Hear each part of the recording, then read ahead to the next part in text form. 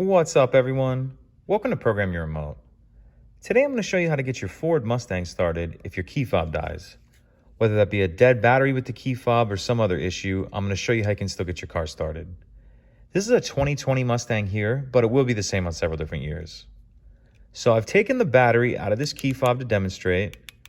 As you can see, if I'm pressing any of the buttons, none of them are responding.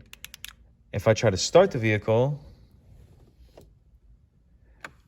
I'm going to get a message here saying no key detected. So what we need to do is place our key fob in the cup holder, and it needs to be in the rear cup holder with the buttons facing up. Okay, so we have it sitting in there like that. Then if we come over here, it should start just as it normally would. So that's it.